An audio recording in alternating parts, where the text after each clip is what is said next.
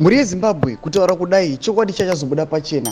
Idi Mnangagwa Obuda Pachena kuti aiwa ndini ndikurwisa opposition party yaNACHAMISA kubva ku TSHABANGU kubva ku MDC. Aiwa tanyaso kuona kuti abva anyasotaura chokwadi kuti aiwa kuinfiltrata kwaita singezo chabangu achipinda mu opposition party main opposition angatumwa naMnangagwa. Sabina mashoko ataura muzana asi kuti bva subscribe or like utina on the bell icon. Nokuti paZim ai pana panyoko pachinzi the president of ZANU-PF Emmerson Mnangagwa is confessed to playing a part in destroying the opposition CCC.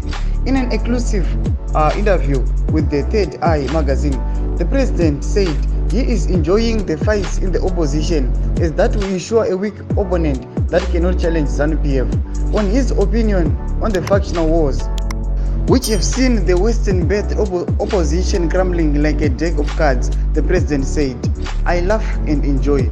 Look, I'm the head of the political party. If my opponents are fighting, I laugh and enjoy. Why would I bother to say I want a very strong opposition that can challenge me?" Ndo mashokanda kwana Idi Mnangagwa mu interview. Ayo atara chiti kunetsana kana kurisana kuri kuitika aiwa mu main opposition kana kuti kuna Chamisa kana kuti mu CCC aiwa ndiri kukonzeresa ndako kuti ndisikadi kuona nondivhiringa ndida kuti inini ndive ncharula Zimbabwe pasina kana anondivhiringa. Ndo mashokanda kwana Emmerson Mnangagwa muri Zimbabwe tudze mafungiro enyu nori kudipa pamusoro penawo iyi. Pinda mu comment section medu musangano subscribe or like chete notina on the bell icon.